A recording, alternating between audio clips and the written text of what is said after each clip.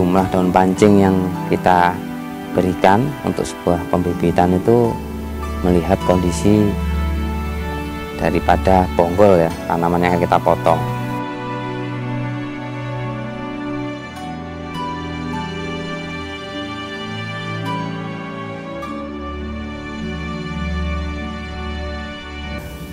Ya, berjumpa kembali Sobat Hijau. Siang ini ya saya bersama rekan saya yaitu Mas Agus ya. Siap, di belakang. Kita berdua Mas Agus ya ini ingin memberikan sebuah penjelasan atau apa yang mungkin sebagian orang juga belum mengetahui ya. Kita memiliki sebuah daun pancing. Daun pancing. Daun pancing. Jadi setiap tanaman itu pada dasarnya bisa diperbanyak ya. Jadi atau dilakukan pembibitan ya melalui sebuah cara yang mana akan tercipta yang namanya sebuah daun pancing ya. Jadi daun pancing sendiri sebetulnya suatu alat ya, suatu media ya pada sebuah tanaman yang mana dia dipergunakan untuk membantu sebuah terangsangnya sebuah tumbuh akar ya baru ataupun tunas daun baru ya. Jadi lebih jelasnya akan saya mulai dari hasil pembibitan yang sudah ada ya. Jadi maksud dan tujuan ya untuk memberikan sebuah satu helai daun untuk memperbanyak dari sebuah tanaman itu maka disebut daun pancing ya. Untuk pemberian daun pancing sendiri sebetulnya lebih tepatnya bisa dipergunakan pada jenis tanaman aroid ya. Jadi tidak semua jenis tanaman bisa kita perbanyak melalui cara daun pancing ya, menggunakan daun pancing. Kalau daun pancing itu sendiri tidak mutlak harus kita berikan ya.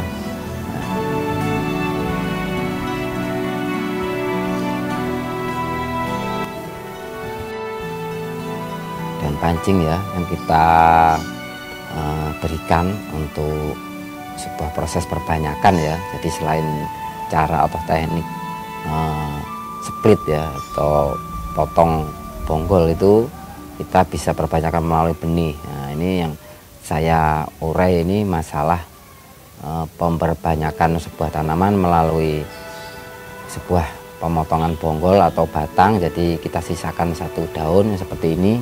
Nah, ini kita sebut daun pancing ya. Fungsi dari daun pancing ini sendiri yaitu adalah memberikan ya rangsangan atau membantu proses dari fotosintesis ya, agar dari potongan bonggol yang ada di bawah ini yang kita tanam ya, yang kita sisakan satu daun ini akan lebih cepat terjadinya pembentukan proses ya untuk tumbuh akar juga tumbuh tunas daun baru seperti ini. Jadi ini satu daun pancing dan yang ini adalah 3 daun aktif ya. Ini satu tumbuh satu tunas baru lagi. Jadi 3 daun ini adalah hasil dari satu potongan bonggol ya, menyisakan satu daun yang ini namanya kita sebut daun pancing. Nah, ini akan muncul tunas baru, ini lebih cepat. Jadi sebetulnya kontribusi pada sebuah daun pancing ini tidak begitu terlalu banyak ya, tapi dia tetap membantu ya usaha percepatan tumbuh akar juga tunas baru. Jadi fungsinya spesifiknya ke situ ya. Nah, seperti ini juga, ini daun pancingnya ya, terlihat ya dia lebih tua dengan ciri-ciri ada sedikit menguning. Nah, ini daun aktifnya ini yang baru. Daun keduanya mana Mas Koko? Ini. Daun kedua ini yang lebih gelap ya. Gelap. Nah, ini lebih yang lihat lebih muda. Dan ini aktif, muncul lagi satu tunas baru. Jadi 2 daun aktif dan 1 tunas baru. Bonggolnya yang Bonggolnya ini ya. dengan 1 daun pancing ini. Jadi manfaatnya cukup lumayan ya. Jadi sangat membantu percepatan proses akar, juga tumbuh tunas baru. Ini berikutnya. Ini daun pancing ya. Sirih merah. Nah, ini sirih merah. Dan ini tunas baru. Ini yang belum muncul. Karena memang kita lakukan pembibitannya belum lama ini Mas ya. Belum. Ini berikutnya pada Manjula Min ya, atau Manjula Golden. Ini tunas.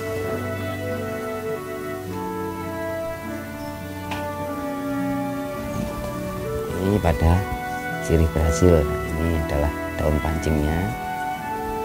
Ini daun aktifnya ya, dengan 1 tunas baru muncul di sini.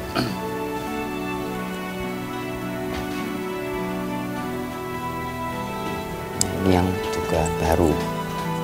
Ini baru lakukan pembibitan. Oh, yang ini sudah muncul ini Mas Bos. Ini pada jenis sirih marble ya, muncul tunas barunya ya. Iya. Sip.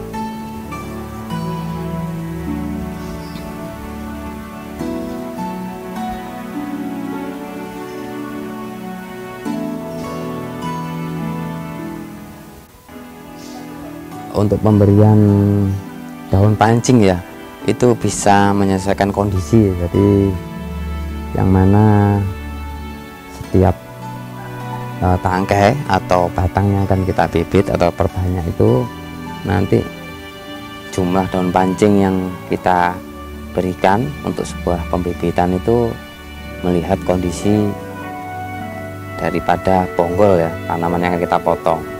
Posisinya ada di mana gitu ya? Ya, jadi apabila seperti ini, Iya. posisi ujung ya, ujung tunas dari sebuah tanaman itu idealnya memang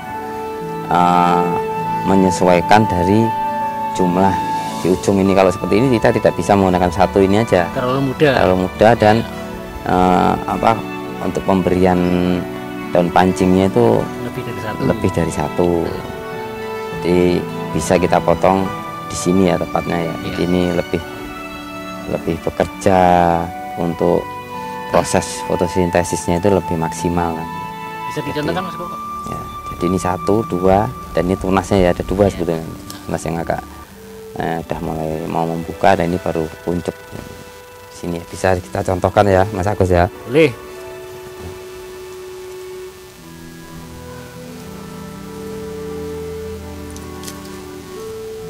Ini ruas ya, ruas tangkainya ini, stemnya ini, diantaranya ini ada akar ya, yang menempel pada pohon ini. Kita potong di bagian tengahnya seperti ini.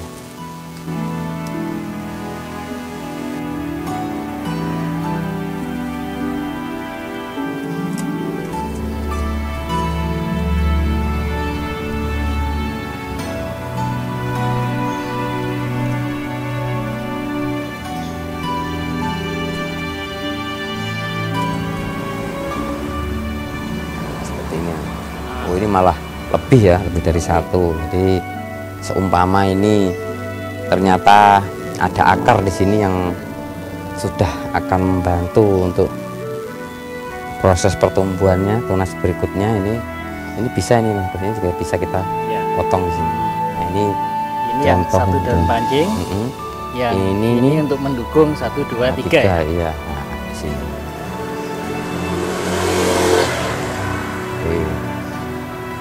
Sini akan saya potong. Nah,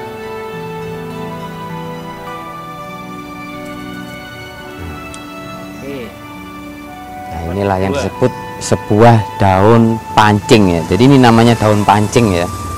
Nah, ini daun pancing ini. Ini yang 1 daun, yang ini 3 ya. Nah, walaupun yang 2 ini sudah tunas, tapi mereka juga sudah bisa dikatakan sebagai daun pancing ya. Ini sangat membantu proses tumbuh akar ya, lebih cepat berkembang, juga tumbuhnya nanti tunas jauh baru. Nah, ini di sini nanti akan tumbuh. Nah, ini nodenya ini ya di sini. Ini akan lebih cepat terangsang untuk lebih tumbuh cepat ya, karena adanya sebuah daun pancing ini tadi. Fungsi lain ya, selain yang telah saya sebutkan tadi,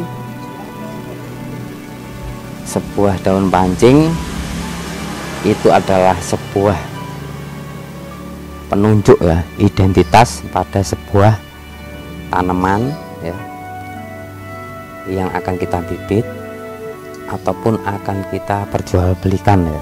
Jadi orang akan lebih merasa percaya bahwa sebuah bonggol yang kita tanaman ini adalah sebuah jenis tanaman yang telah kita sebutkan.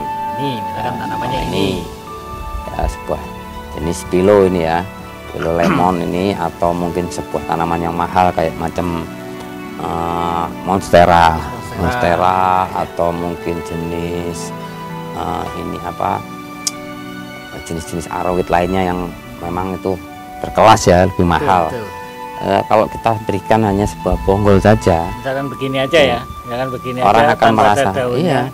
Nah, misalkan begini, ini saya jualin ini, apa ya, ini? Orang akan ragu. Betul. Memang dia tetap akan tumbuh walaupun melalui proses yang lama. Iya. Tapi orang tidak akan mengetahui secara pastinya identitas itu apa dari tanaman ini. Ada daun pancingnya. Akan lebih percaya bahwa inilah bentuk atau wujud dari daun yang akan tumbuh dari sebuah bonggol ini.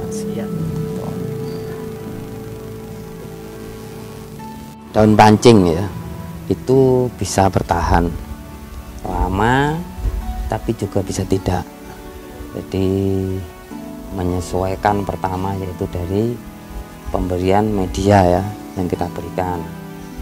Kedua dari intensitas penyiraman ya. Jadi kalau seumpama dia terlalu banyak ya air yang kita berikan, itu dia nanti cepat lebih menguning ya, karena juga mengganggu pertumbuhan daripada proses pertumbuhan akar juga tunas baru itu sendiri.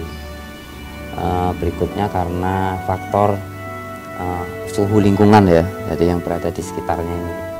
Jadi keteduhan atau suhu yang lembab itu juga membantu daun pancing itu sendiri lebih bertahan cukup lama ya, bertahan. Nah, pada akhirnya itu daun pancing memang lebih rentan untuk cepat menguning ya, atau menua. Seperti yang akan saya contohkan, yaitu seperti ini Mas.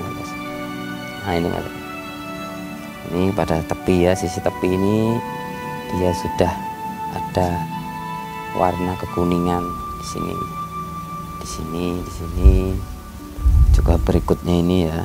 Jadi jelas ini ya. Iya. Sudah menua. Nah ini pada nantinya kita akan lakukan pemotongan ya. Jadi memang pemotongan sendiri itu memiliki alasan ya, selain memang dari estetika. Kalau terlihat wah ini sudah menua Mas, menguning, sementara daun aktifnya bagus-bagus ini kan mengganggu ya, cukup mengganggu apa ya, untuk keindahan daripada tajuknya ya Mas ya. Itu kita potong. Fungsinya dipotong itu berikutnya yaitu agar konsentrasi nutrisi yang ada pada media ini lebih terkonsentrasi secara maksimal untuk daun aktif yang baru.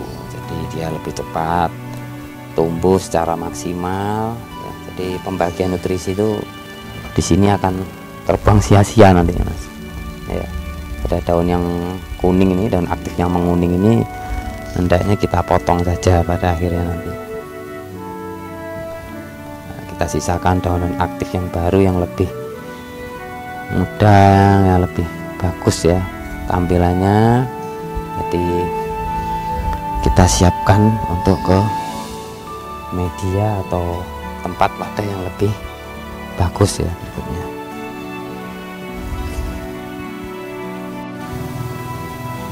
Ya, demikian penjelasan atau uraian mengenai sebuah daun pancing ya.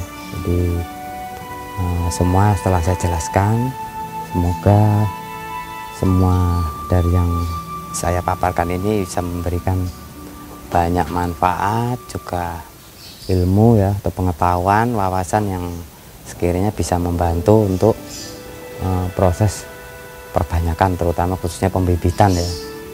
Terima kasih dari kami. Saya Koko. Saya Agus. Nah, kami dari channel Panel Garden. Oke, sampai berjumpa lagi pada tips-tips berikutnya. Jangan lupa kami tetap mohon dukungannya, yaitu subscribe, like, komen ya.